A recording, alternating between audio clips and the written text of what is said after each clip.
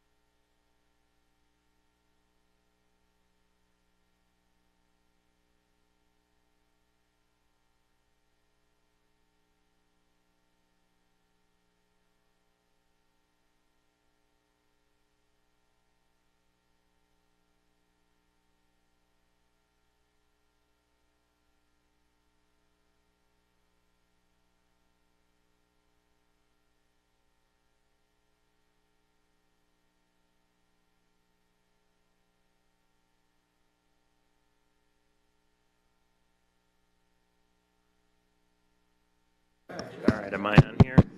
Oh, are we ready to go? Hey, Gary, how are you? Are you ready, Shelby? Okay, good. So then we can call the meeting to order. Good evening, everybody. This is the, what's the date? April 11th meeting of the City of Kalamazoo Zoning Board of Appeals. We are a volunteer advisory board appointed by the City Commission. Do you want to call the roll? Yes. Sylvester? Here. Wark? Here. Poehler? Here. Vanden Hamburg? Here. McReynolds? Here. Excellent. All right, so for each of the public hearings tonight, public comments will be accepted during the times indicated on the meeting's agenda. Community members may call 888-382-9556 during the public comment period, where they will enter a queue and will be prompted to offer their comments in turn. Callers will be commenting live. They are not able to leave a recorded message. All right, we've all got the agenda. Any changes or announcements with respect to the original agenda? No changes or announcements tonight. Fantastic. All right, so first up is acceptance of last month's minutes. Do we have any changes to the minutes? Seeing none, do we have a motion to approve them? I approve.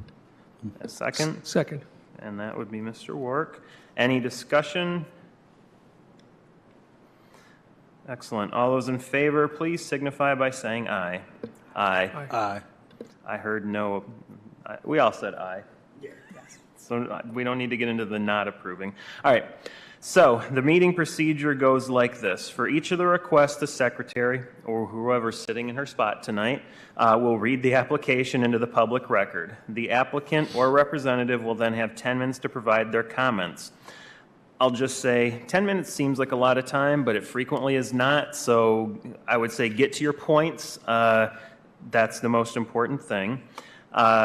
Make sure when you come up you're giving us your name and you're also signing in and giving your address at the podium there. That's needed for the record. All right, following that, the public will be invited to comment on the application. They will also sign in and state their name and address, and then they will present their comments within a 3-minute time limit, which, as I said, if 10 minutes is not a lot, neither is 3. Those in favor are invited to speak first. Those opposed second. Then we'll hear any call-ins. After this, we'll close the public hearing on that particular request, and the board will then conduct what is called a finding of fact. This is where the board states what they feel are the facts of the request. The board must approve the finding of fact. I'm going to cross out something from my script. Therefore, the first vote you hear is not a ruling on the request, but an acceptance of the finding of fact. Following this, the board discusses the request in order to determine a ruling. During this period, the board reserves the right to ask questions of persons who have already spoken, even after the public comment portion is closed. Once discussion is ended, the board will move on to a roll call vote of approving, denying the applicant's request. Oh, I suppose somewhere in here the staff makes comments as well, too. I got to get that in here. Staff makes comments. Please be aware a full board consists of 6 members. Looks like we're 5 tonight. You still need 4, though, to grant a non-use or a use variance. All right. So, who's playing secretary tonight? Is that Beth? Excellent. Would you please read the first application for the record? Sure. An application for a variance for provisions of the zoning ordinance has been filed with the Zoning Board of Appeals by Simple AG LLC at 1367 Portage Street and 903 East Stockbridge in the neighborhood Node District. The applicant is requesting a dimensional variance from Chapter 50, 7.2, 7.2-1 to allow for 32 off-street parking spaces where 16 off-street spaces is the maximum permitted per the zoning ordinance for this marijuana retailer. Thank you. Does the applicant, or I suppose the representative, want to come up and sign in and introduce themselves? Make sure you give your address. Ooh. Not yet. James what? There we go. Say it again. James Haas. James Haas. And feel free to adjust that microphone so it's to the right height, Absolutely. because our viewing audience can't hear any of the audio if we're not Well, speaking into the microphone. I will hunch a little bit. I apologize. My name is James Haas. I'm the CEO of Simple AG. I'm here with my partner, Darcy Fankhauser, also an owner, and then Tyler Bordeaux from Minton State Engineering. As described, we are seeking a variance for an additional 16 parking spaces at 1367 Portage Street. Currently, when we started the project, there was, if you guys are or are not familiar, it was at the corner of Stockbridge and Portage, where the Rent-A-Center was, and maybe 5 or 6 abandoned houses. At that time, there was quite a bit of plight. I mean, we've had a lot of issues since we did the demo, kind of reducing it down to a 5,000 square foot footprint. We demoed probably about 10,000 square feet of abandoned kind of apartments and property. And since that time, when we've kind of worked with SWAT to allow them in to kind of do their training within the building before we did the demo. And they were kind of brought to our attention that this was a high crime kind of corner and how excited they were that it was getting some economic development. So we are very happy to be a contributing member to a good community. And so as we did that demo, we realized we kind of opened up a lot of parking and, through the ordinance, from our square footage size, we got about 6,000 square feet of new asphalt that we could put down on the site. But our site, as it has serviced those areas, has, I believe, 3 different egresses onto it. And it goes from Portage all the way down Stockbridge, about maybe 5 lots.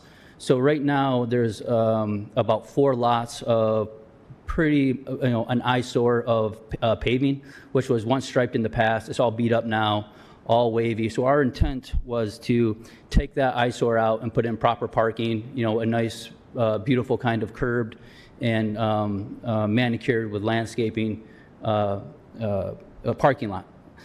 We did get the letter from the city saying that, at this time you guys are preferring us to kind of present the problem on site. So once we're built, we need more parking, to come back. So we do understand it's a little bit of an uphill battle right now, but, I think our main concerns with some of the things that we read from the response I think first is there was suggested, there is a lot of parking around us. To the north, there is a fairly big parking lot that our neighbor owns. Across the street, Portage is another public parking lot that people can park in and walk over to us. Our main concern is safety. Like I had mentioned when we've been building and kind of having the police, and we've gone up there quite a few times to take people, out of the buildings, and the police have worked very well, hand in hand with us. They have my cell phone, so I've gotten a lot of calls that our property manager should come up and take care of the problem. So our concern is safety for our employees and our staff. In the winter when it gets a little dark at 5 o'clock or 5 p.m., we don't want people crossing over a very busy Portage Road. And we also don't want in our with the cannabis dispensary, there are a lot of young people that work there, male and female, and we don't want to have any situations where they're walking or feel unsafe working for us. So that's one of our primary concerns. Again, like I mentioned, the existing maybe 15,000 square feet of parking is all chopped up right now, unstriped, and we're just looking to use a piece of that to go from 16 to 32. And the rest of the area, kind of in our site plan, would be a green space. And that also, a part of that in our new plan is sloping our, our water retention into a pond. And so we could keep our water on site, let it, for a 100-year storm, have it there, and then when it goes into the city sewer and water, it's already pre-treated, and we're not going to have a lot of overflow from the water. Our staff right now, with our 16 spots from our original plan, we have 10 point of, you guys, okay, yeah. We have about 10 point of sales. So those are where you transact, a cash register. And then we have a manager, a receptionist, people working in back in inventory. So we plan to have about 13 to 15 staff members in our store at any given moment. And that's not including a staff change. When we go from, we might have 6 people leaving, 6 people coming in. So we're already going to consume all of our spots and maybe have 1 or 2 only for customers. And our big fear is that people are going to start parking on the unstriped area. And again, that's a pretty choppy little area, and we don't want to have any slip and falls. Obviously we can't plow it because that just basically become a usage. And so we're very concerned of people parking on that kind of rough area. And I know the city had drove around looking at other dispensaries, kind of seeing how they fulfilled their parking lot. We do think we're a little bit different. We are a high volume store. In our other locations in New Buffalo, we have 75 parking stalls. We have 2 stores in New Buffalo. One has 75, one has 50. We have a store in Ravenna, Ohio, where we have 30 plus parking stalls, and we use every single one of them. In Pentwater, Michigan, we have a store. We have 40 stalls, and we use a lot of those as well. And then we have also a store in Grand Haven. It's a part of a strip center, so our parking is pretty good there, but we also share it with a D&W. And we haven't had any issues, but there's probably about 80 spots in front of us. We also use curbside, and so obviously we want those to be dedicated spots. So if we have the majority of our spots are consumed by our employees, it's very limited for customers to park and come in, and that kind of precludes us from using any sort of curbside where people will park in a stall, they'll have ordered online, and we bring the product out to them. And again, a little bit of the safety issue and kind of the beautification and just being good neighbors. We want to keep all the cars coming in because we are on the edge of the Edison neighborhood and there are a lot of houses around us. So we want to keep as much of the parking and the commercial activity to the corner of Stockbridge and Portage. And again, with the parking that's there now, that goes all the way to the house, all the way down Stockbridge, right up against the house. So that's where the pond would be. And some of the green space. So we want to keep as much of the commercial activity away from the houses as possible because we are going to put a privacy fence up there. But while we do want to have a successful business, we also want to be good neighbors. So we are, like I mentioned before, we are surrounded by parking. The neighbor to the north does not really want to share any parking with us. There's a winery and there is quite a bit there, but there's a fence. And we've also talked about having egresses and connecting the lots. There hasn't been a lot of reciprocation on that. So it kind of feels like we are in our corner. So I think I'll have, in the final 2.5 minutes, have Tyler kind of come up. He has done has some information from like a national study of traffic to what to expect at a corner like ours, because that Stockbridge and Portage is obviously a heavy corridor of traffic. I believe there's 20 to 30,000 cars going by a day, and that's why we chose this selection. And I think as Tyler kind of goes through, you'll kind of see that the outside of even our analysis, the independent analysis would say that we would probably need even more than 32. But again, we're trying to find a nice middle ground.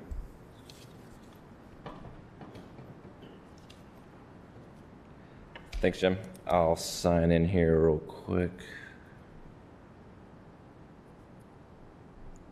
As Jim said, I'm Tyler Bordeaux, civil engineer, worked through the site plan that got approved and then helping these guys through the variance here. So I have a ITE, trip generation, that I ran for the building. So ITE, I don't know if you're familiar with it, but it's a national traffic study of estimated cars coming in and out for this use. So it goes down the list of restaurants, bars, and for their use for cannabis retail here. So I ran it for what they're planning on doing here, and it's estimating the average that they could see 50 to 92 vehicles on a peak day, or peak hour, excuse me. So that'd be a peak hour that they'd have 52 to 92 vehicles in a given hour. So the unique part about cannabis retail that I've seen is it's kind of ran like a pharmacy. So each seller and each buyer, it's kind of like a relationship. They come in and they all have to be together and they have to follow that person. And if there's no one available, they have to sit and wait until the next person's available. So that kind of leads to larger wait times and obviously more traffic coming into these places. So I got 20 seconds left. I'll be available if you guys have any questions related to me, but appreciate you guys' time.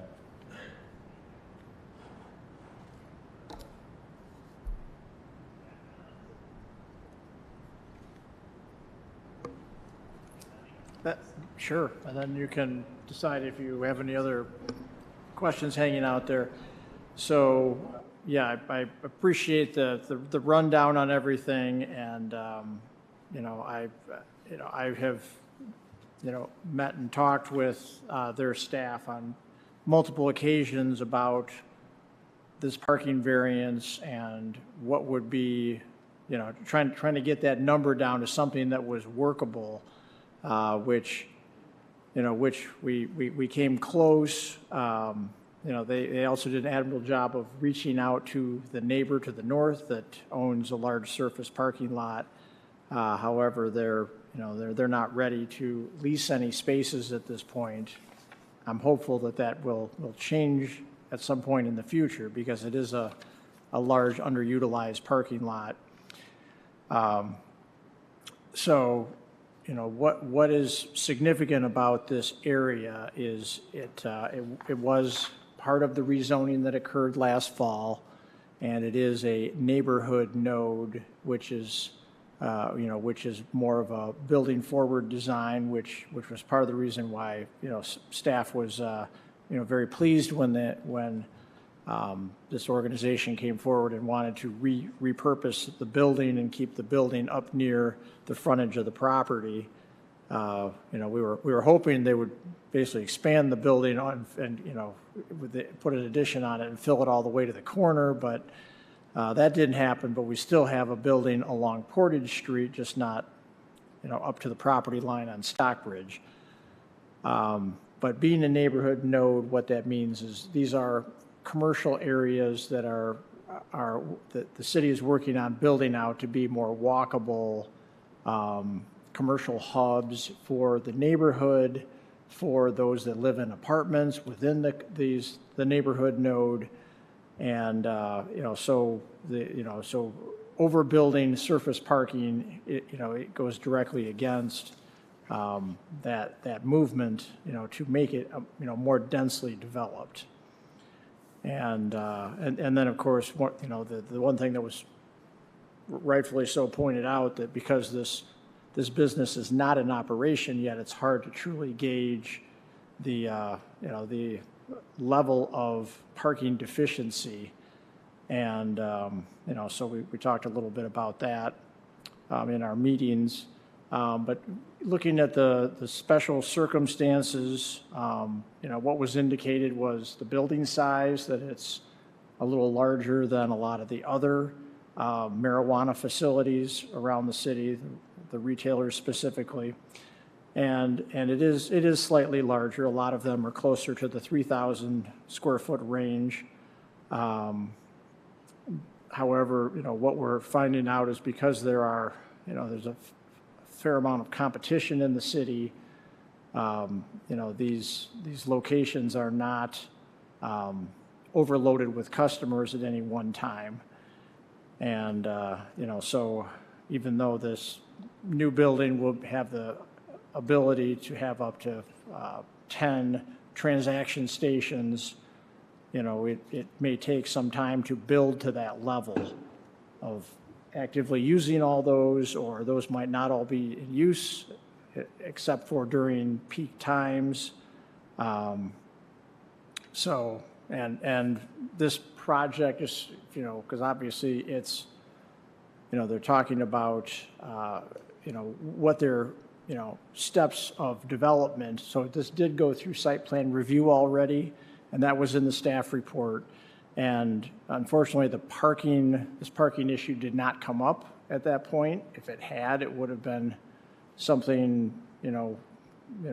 well worth discussing then, and not after the approval's already taken place. But anyways, that being what it is, we're now here tonight to evaluate this and look at look at both sides of the situation. But it really, like I said, it is difficult, for staff to support such a variance without any hard and fast data that there's a true deficiency here. We do not want to overbuild surface parking. And there is alternative parking available, be it that it may be 225 feet to the west, where the city has a surface parking lot behind Howard's Party Store. But there is that. There is 10 on-street parking spaces on Portage Street. So, it isn't that there is no other parking alternatives. They're just not, may not be as desirable to the applicant in this case. So, those are my comments. In regards to my field observations, I did go by the refinery on Alvan Road at about 5:40 tonight, and they have 32 parking spaces and only 11 spaces were full. So roughly a third of the spaces were in use after 5 o'clock, which even I was surprised it was that low, because they get traffic off of I-94 as well as local customers. Anyways, that is all I have to add. Thank you. Thank you. So now I will open it up for public comment. Anybody out there wishing to speak in favor of the request? Seeing none, how about anybody who wishes to speak against the request? Seeing none, Mr. Eldridge is going to check for call-in comments.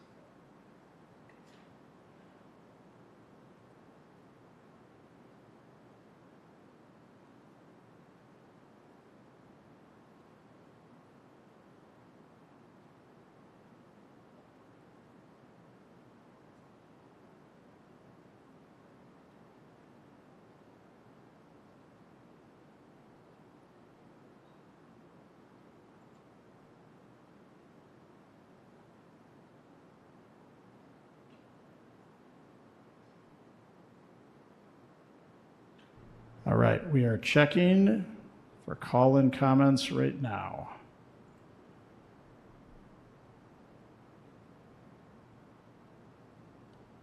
And I've got no call-in comments for this particular application. Awesome, thank you. So then that would close the public hearing portion, And we can begin any discussion needed or to ask Mr. Eldridge or the applicant questions. So I know you got your nose in the computer over there, Pete, but I'm curious, if this were on Westnedge at, say, the corner of White's Road and Westnedge, and was a Walgreens, it would be much easier to grant.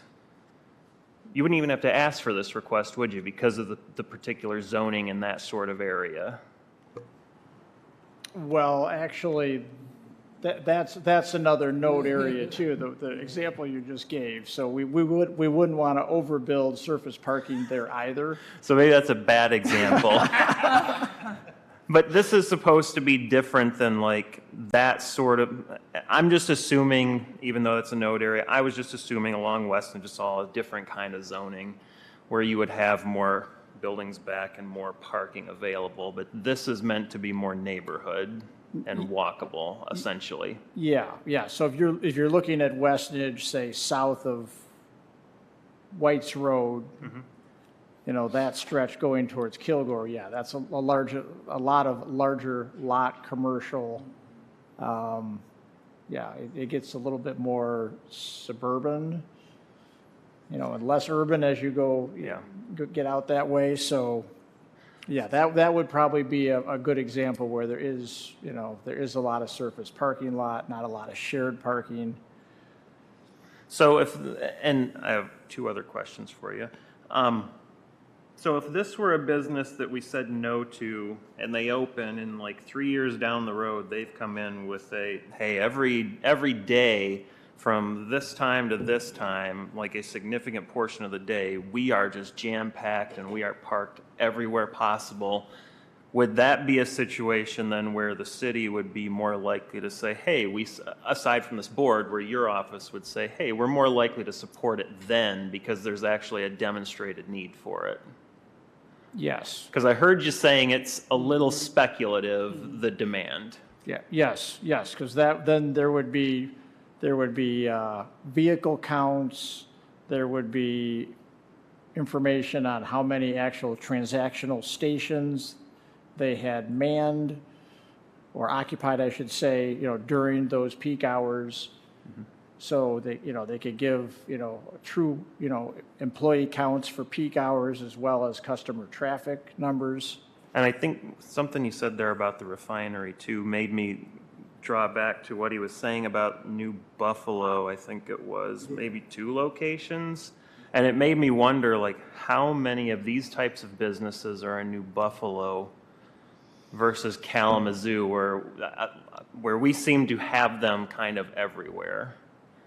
And I think that maybe is your comment brought me that. That's not really a question. That's just your comment brought me to that. Is that just sort of to the speculative nature as to what you're getting at? I feel like I'm hogging the discussion, but I have one more question before I let everybody go. Because I think he was saying if we touch the concrete, like that changes it into a use. Is this a situation where they could just build the building and as long as they don't, not the concrete, the blacktop or whatever, and they don't touch that, do anything with it and just let people park where they may, and they wind up with 32 parking spaces because they just didn't line it, they just did nothing to it, would that be acceptable? Or is it as soon as they start building on the lot, they need to address the parking problem? So this was a change in use, and when it goes through site plan review, that's when the off-street parking is laid out and shown on the plan. So it's specifically stated and shown on the plan, this is where the customer and employee parking is going to be. That other stretch of property is shown with nothing on it, with no business activity. So this could be problematic because you're right. People might pull in the parking lot and see all that asphalt and think, well, I'll just park over there. So some sort of barriers may need to be put up to, limit folks from driving to other areas of the property. So it's not just that they can ignore it. Sorry, Shelby, I'm talking over him. So it's not just that they could ignore it and the problem will take care of itself. If people start using it, they need to address it. Correct. Okay. I may have other questions, but I feel like I'm hogging it right now, guys. No, somebody else. I was thinking about, I visited some of the other dispensaries, and Great Lakes down the street from where y'all talking about located at, they don't use all their parking lot. And, I was like, but also I'm kind of on the flip side where I'm looking at, the houses and all that stuff, how bad it looked, and, they wouldn't make it look nice. So it's kind of like, So, it's kind of a mix in between there. Like, do we want to have all this parking? But this is also taking away, we got a housing crisis here in Kalamazoo. So it's taking away a lot of houses that could be re-established in those areas. So that's kind of what I'm thinking about. See, the GLH thing, because I live in the Edison neighborhood, so I'm familiar with all of this. Like, it's normally not very busy there, but there are like certain times of the week where it is just hopping mad, and like cars are on the street, and they're over in the old DHHS building parking. So, like, they blocked that off. Well, I mean, they used to be, but now they're like, they just park everywhere. So yeah. Anybody else have any questions for? So this went through site plan review with 16 spaces, Correct. and this is now a request to double that number of spaces. Yes.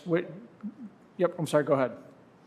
When it went through site plan review, and if this were granted and it were to be planned with 32 spaces, talk about the process where the city looks at the handling of groundwater, of surface water from these parking lots. He was talking about the drainage of stormwater. How does the city review that?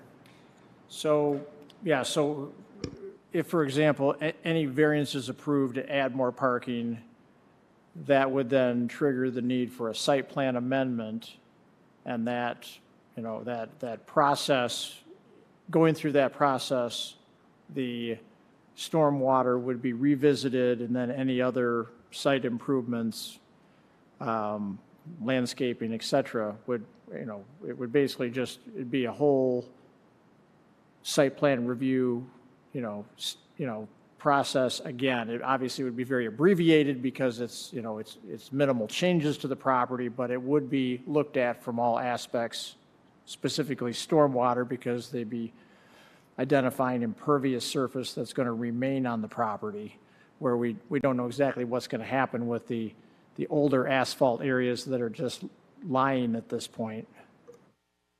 Right. So, but there is an engineered manner of handling that stormwater, be it for 16 spaces or 32 spaces.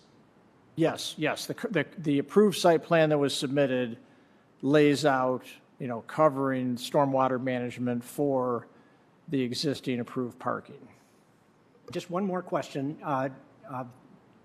Thinking about your questions about the unregulated use of the other property where that's not granted, that's an interesting question. And how does that in real fact, how does that get regulated in our city? Just the casual use of undeveloped property for parking for a commercial establishment?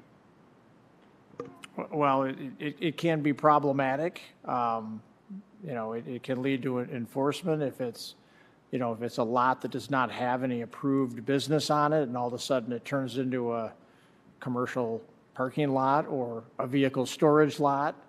Then it becomes a zoning enforcement matter. Thanks. Anybody else?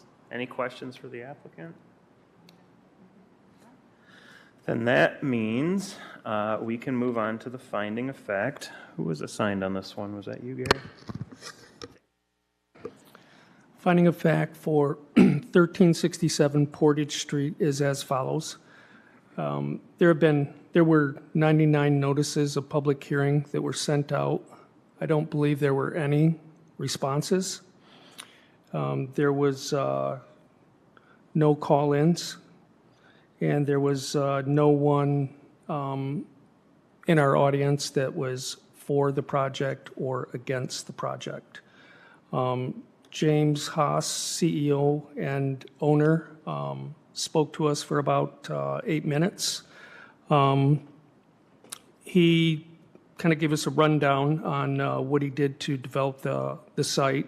He demoed approximately 3 homes totaling 10,000 square feet adjacent to the parking lot.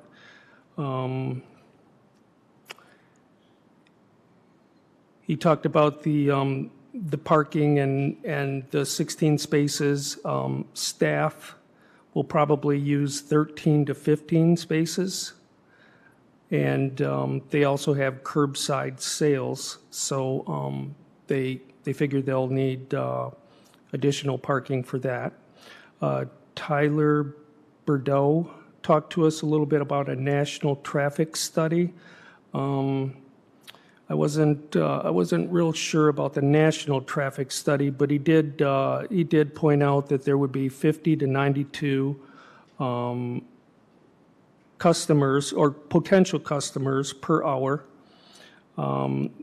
They also talked about the other companies that were in, I guess it was New Buffalo and some of the other areas surrounding Kalamazoo, and how much more parking they took other than the 16 spaces. It appears that most of the large parking lots north of this location were grandfathered in, and the new zoning ordinances kind of affected the parking spaces, the limited parking spaces.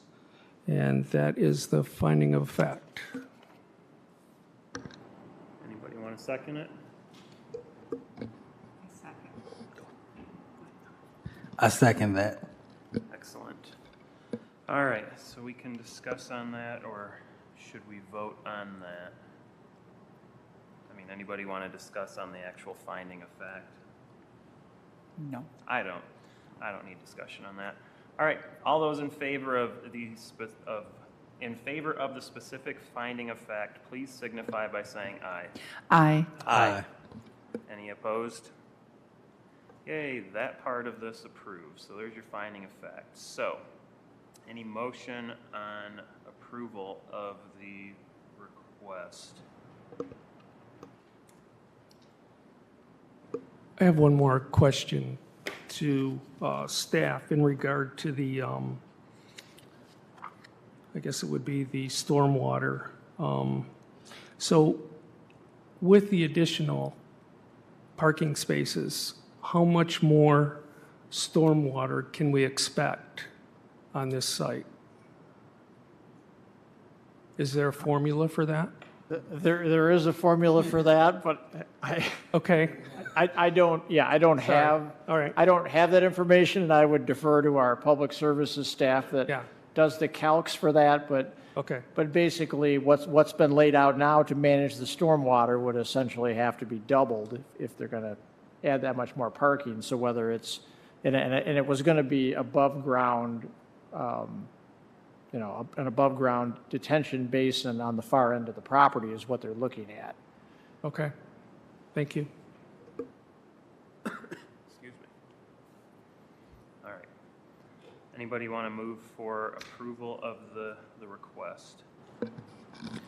I approve the request. Any second?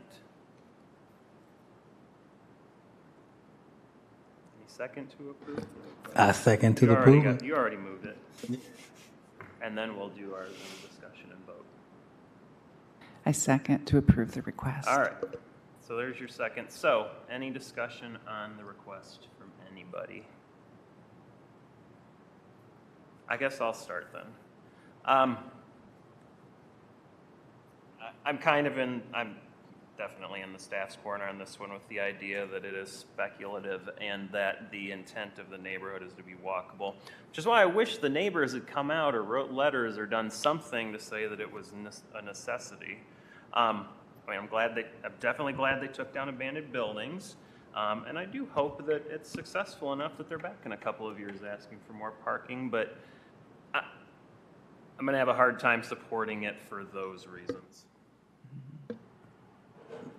Yeah, I would say I feel the same way about that. I was feeling what you were saying because I was thinking the same thing. If they can come back after they prove that all these people are coming there, then I would say that would be better.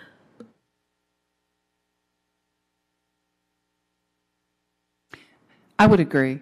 I think what you guys are doing is great, and you've made some good improvements to the neighborhood and torn some things down. I would just feel better about voting in the affirmative for this if, I just feel that the request for the parking is a little premature.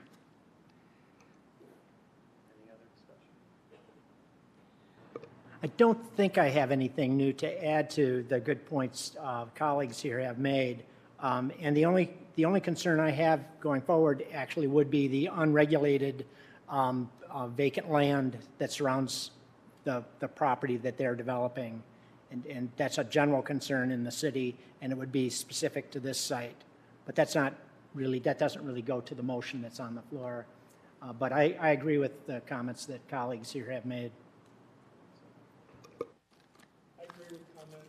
As well, and I don't think there's anything I could add to it. Excellent. Mr. Eldridge, you want to take the vote? And we'll start with McReynolds, No. Van den Hamburg, No. Holer, No. Wark, No. Sylvester. No. I guess I turned off my microphone. The noes have it then. The request is denied. I do hope to see them back after this is built, and they do have a need for it. Thank you. Where'd the rest of my script go? Just filed it in here. All right. Will the second? Thank you. Oh, yeah. Request number 2.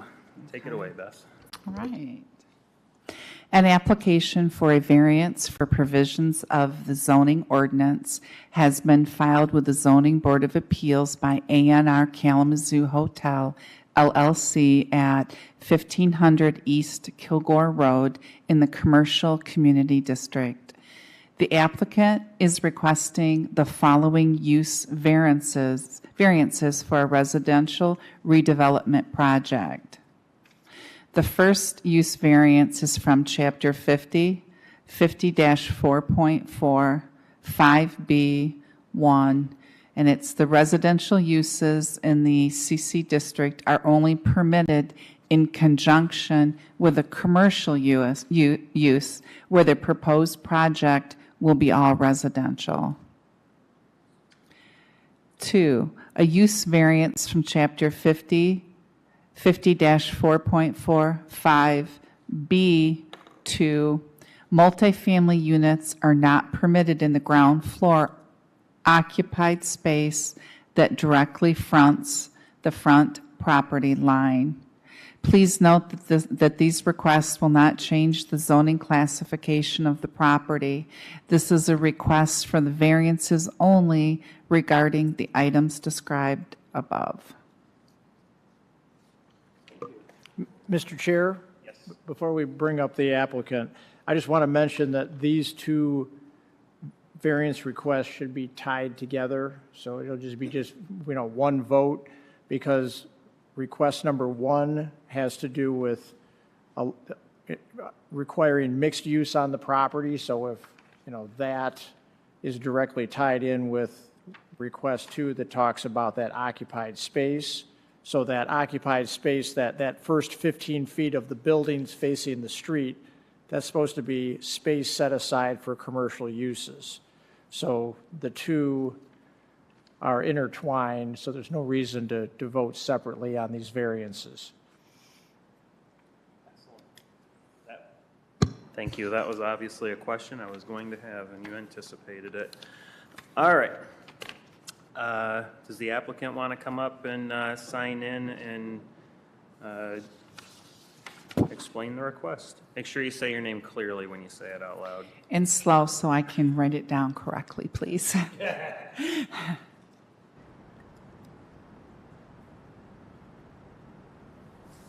Okay, my name is Rachit Dhingra, R-A-C-H-I-T. I'm from Odyssey Hotels and the owner of ANR Kalamazoo Hotel, which is currently Residence Inn Hotel on 1500 Kilgore Avenue. As Tony had pointed out, there's a shortage of apartments in the city of Kalamazoo. There was a shortage of about 7,000 units. And about a year ago, we had met with Mary Balkema from the Kalamazoo County Housing Division and David, the mayor of the city, and they saw a great opportunity for us to convert this hotel into multifamily usage. So that's how the genesis started on the project.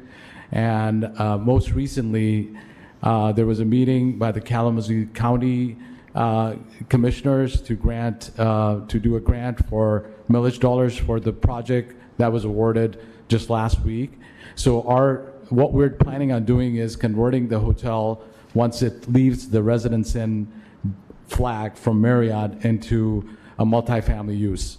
And because it's going to be a multifamily use, it's already set up like a multifamily use facility. We were hoping that the mixed use would suffice, but after working with Pete, it was pointed to us that the zoning needed some use variances, and hence we're here for that purposes. So. Excellent. For us not to get those the zone variances will put hardship on the project, because the funding for the project to be successful, we would have to add commercial use on Kilgore Road, where there is no need for commercial use and housing already exists there. So it's already set up as a housing development, and Kilgore is a main free road that intersects Portage, and there is no commercial development in that area. So mixed use won't apply. Apparently this is stuck between, the zoning rules are applicable to this location, but also other locations, but this is a unique example, so. Thank you. Thank you. Thank you. Pete, you want to make any comments?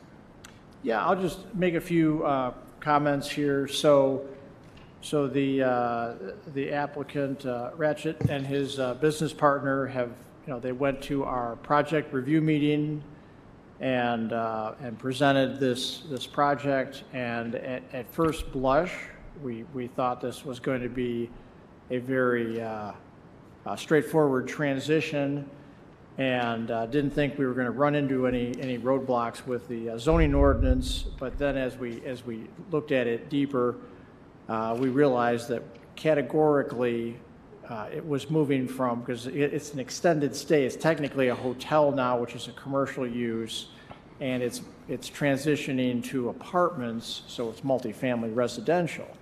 So, and those categories, commercial and residential, are separated in the zoning ordinance.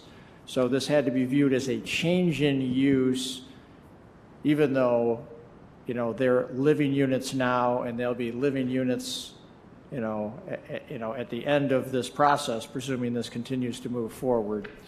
So that's where these, and then because it's in a commercial zone district, you had these standards that now apply.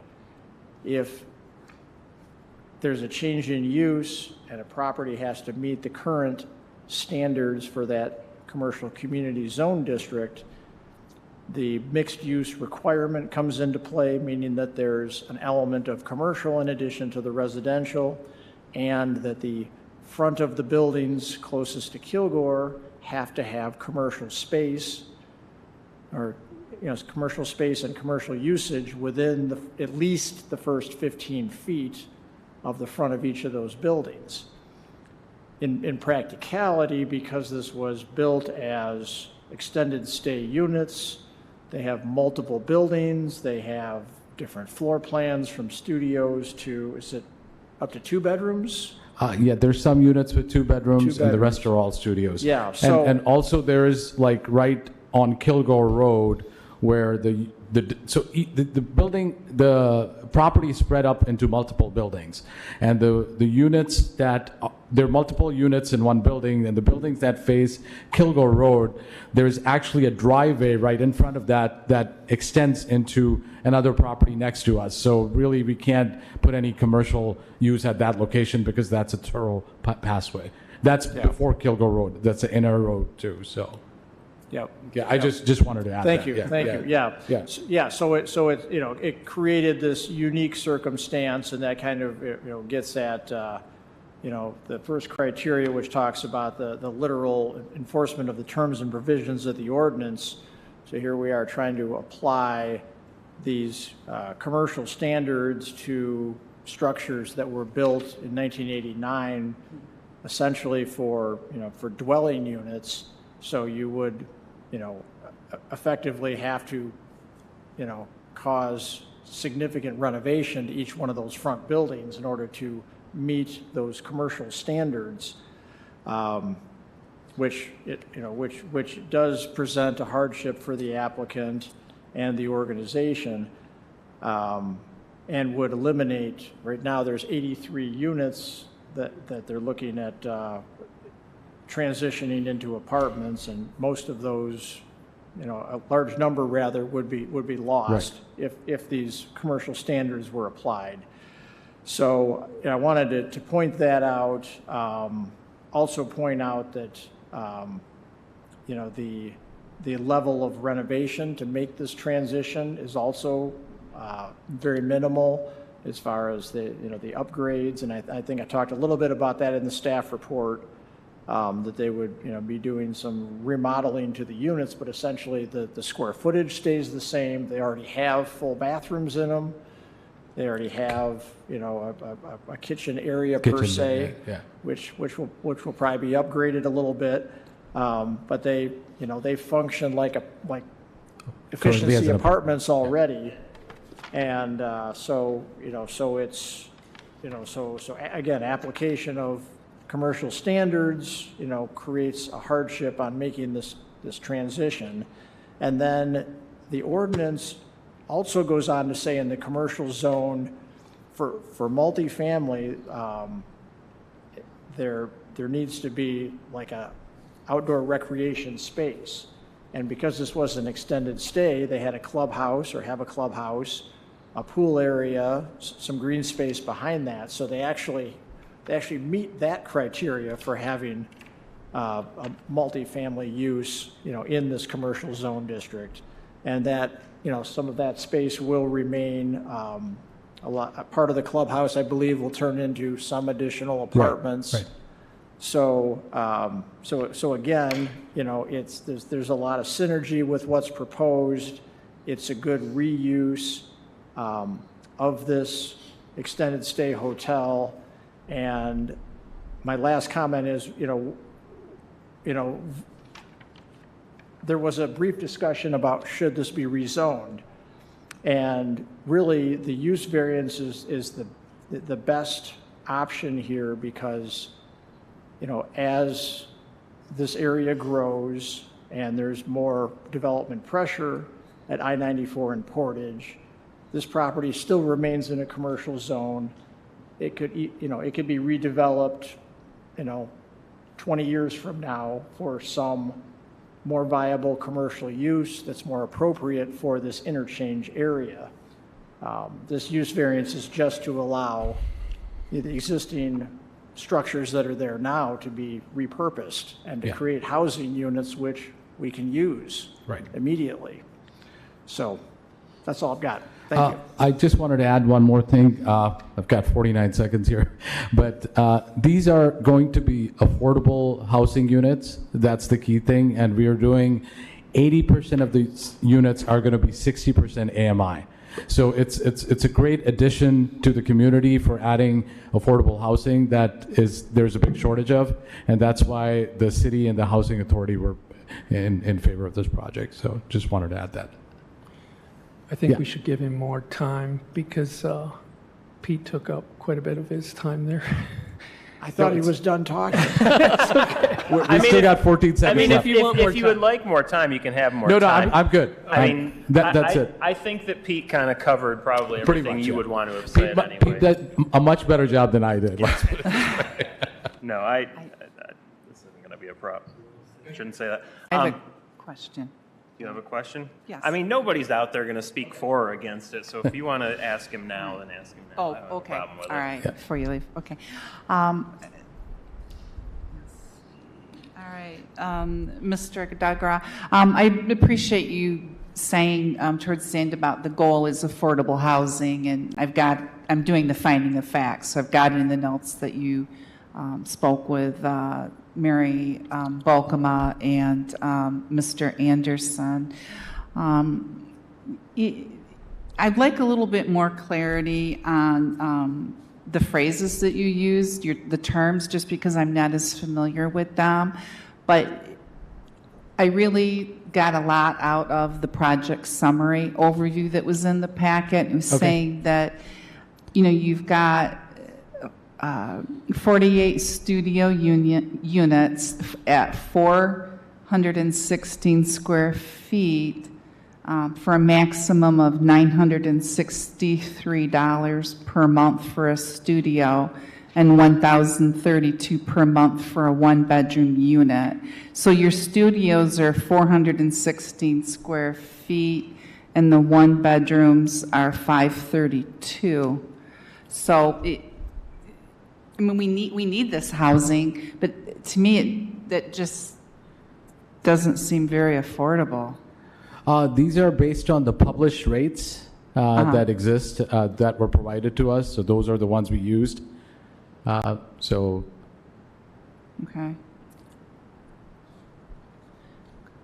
right. And you were saying something about 80% of the units are 60%. I didn't quite get that. 80% of the units are going to be 60% average medium income. Average median income? Right, yeah. So basically, we're trying to comply with, the MISHDA and the federal rules and regulation and how affordable housing works. So that's how this project's been designed. 80%. And that's why we got the millage grant, just based on those contributions and doing the, analysis for, capital that has to be put into the project, return, and all those things. So. Okay. All right. Thank you. Thank you. I'm going to assume there's nobody else out there who wants to say anything in favor. We'll get to them. I don't see anybody who's going to say anything against it, so Pete's going to check the call-ins. And then we'll definitely get to there, because I had questions for Pete as well.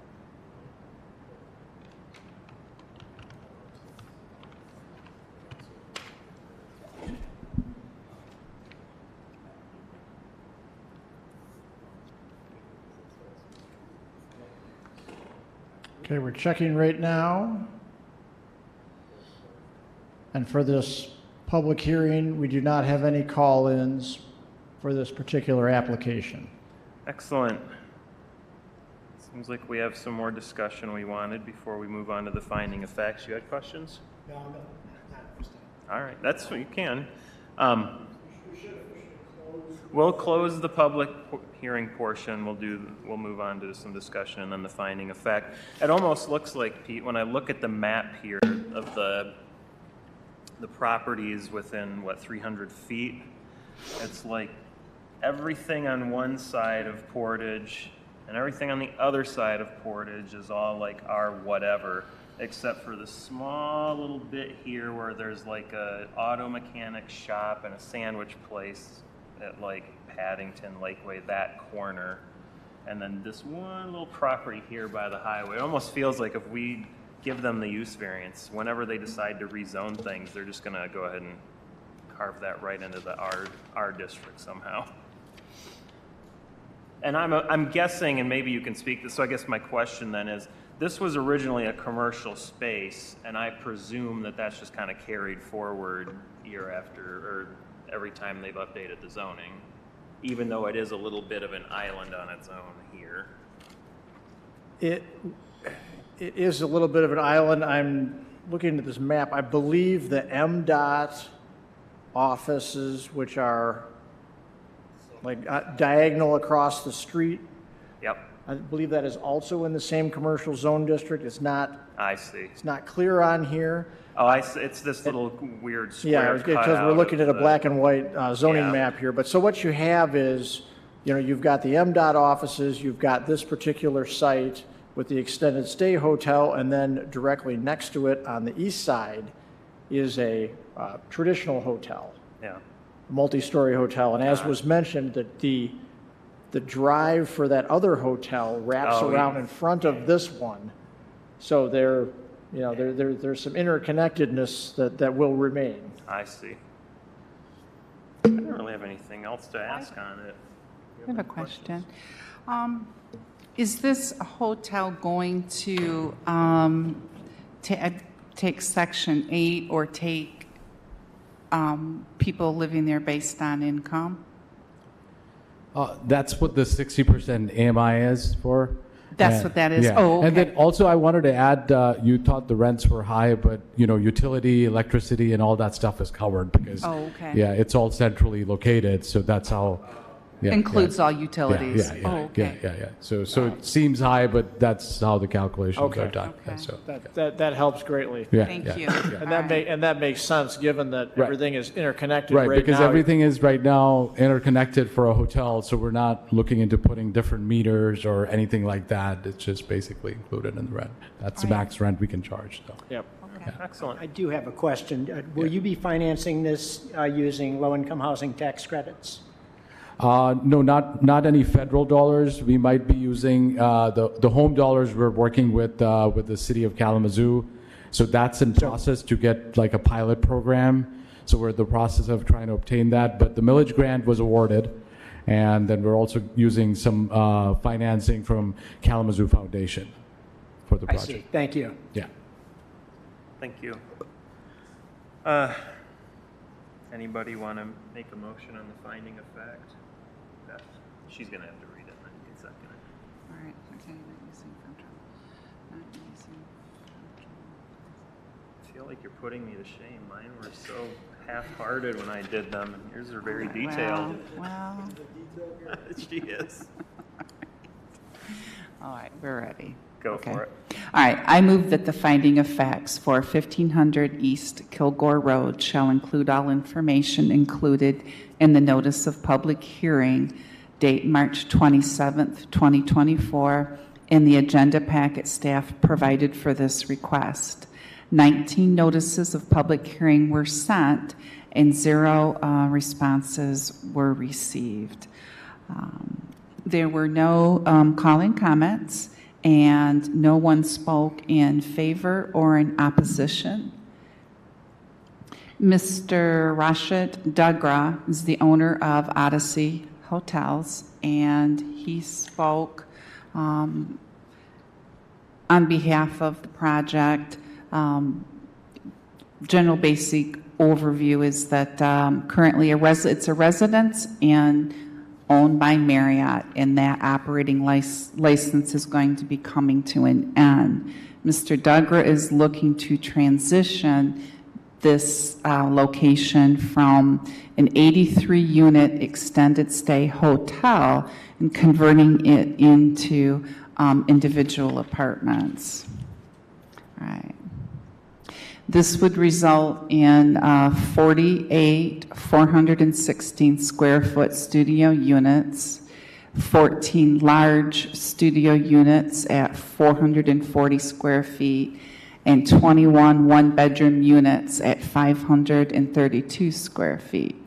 The complex already has the required outdoor space with a swimming pool, small basketball court, and outdoor seating. Mr. Dagra met with Ms. Balkema and Mr. Anderson regarding the housing shortage, also met with the City Commission. We're looking to have this converted over into a multifamily use. There's some unique circumstances because of this, also the location being commercial. Really, it's viewed as a change in use, commercial zones, district, unique circumstances. The level of renovations needed is minimal. 80% of the units are going to be at 60% of the average median income, and these units include all of the utilities. Let's see. Mr. Duggars, they're not using any federal low housing credits. There was a millage grant that was awarded, and they've been also working with the Kalamazoo Foundation.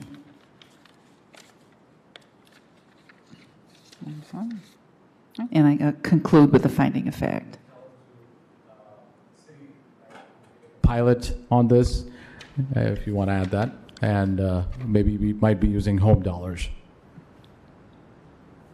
Yeah, that was, just, and we'll clarify it in the meeting minutes too, but it was the Kalamazoo County Housing Authority that. Right, that's the millage that grant, yeah. has approved the millage. Yeah. Okay, Okay, so then she'll just clarify it in the minutes Yeah. and we'll be good. okay. All right, thank you. Shelby's got it over Okay, here. thank you. Any second to the motion on the finding of fact? I second. Thank you. I don't know that we're going to have a ton of discussion necessarily, but this has maybe nothing to do with this. I noticed on the map, what is an M1 for zoning? Manufacturing limited, so it's like light manufacturing. I'm trying to imagine what is in that spot at like Old Kilgore meets East Kilgore, right there by the highway. It's like the auction place or something, isn't it? Well, I think that's in this CC area, but I think like right here, isn't that like? It was a hotel there. It's it was Doubleday Printing, and it's Okay. now Bittergy, Okay, so it's an online auction site. okay. I mean, I know there's more M over here, but just kind of jumped Yep. out from all these Rs. Any other discussion on the finding of fact? Seeing none, all those in favor of accepting the specific finding of fact, please signify by saying aye. Aye. Aye. Aye. I did not see anybody that looked like they were saying no, so I'll take it as we've got no no's. Does anybody want to make a motion and a second thereafter regarding the pending request? As Pete said, please just make the motion of them both together. I approve of the motion for both of them together. I second. Thank you. Any discussion on approving or not approving the motion and the variance? Well, I will be supporting this, and I was really interested in this application, and I trust my colleagues are as well.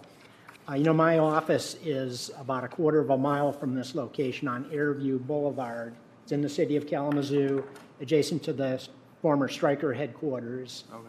And I've been in that location for 14 years and have seen some of the hotels in that area transition as that industry continues to evolve. And of course, we saw a couple of weeks ago the fire destruction of the Days Inn right next to my office, which was also housing quite a number of low-income families, although it had gone down the census there quite a bit.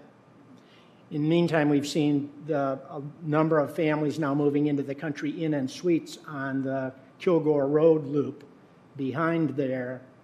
But those are not apartment properties. Those are hotels, and they don't offer the management and the services and the support staff that you would see in affordable housing communities such as was described to us. Nor is it regulated by the city as a rental housing property. Those are regulated as hotels. And so I'm gratified to see a hotel making this transition to become part of the permanent affordable housing stock in Kalamazoo. And it's going to provide much more stable housing for low and moderate income families. But we need that too. So I'm real supportive, and it's really interesting to see that migration of this property that formerly served a purpose. These kind of extended stay hotels were more needed in the economy 25 years ago, less so now in the era of remote working, when we have fewer visiting workers living in these extended stay hotels. It's just not the current world. So really interesting application, and I'm real supportive of it. Excellent points, Alan. I'll be supporting it as well. Yeah, I was thinking you don't really need to say anything when the first guy says everything you'd want to say. And no, it's fine. In the application, and Pete, I think they made all the points that I would have made to some extent or another, which is also why I would be supporting it. Me too. Or not would be, why I will be. Okay, we'll roll call vote this. We'll start with McReynolds, Yes. Vanden Hamburg, Yes. Holder, Yes. Wark, Yes. Sylvester. Yes. Excellent. There were no no's amongst us. The request is approved then. Congratulations. That's our goal, to really, convert that hotel into affordable housing managed by a good management company so we can provide a good service out there. Yeah, so appreciate it. Thank you. Thank you. Thank you. I see nothing under discussion or action items, reports, or reports, so I guess that brings us to adjournment. We are adjourned. Thank you, everybody. Thank you. Thank you. Yes, last time.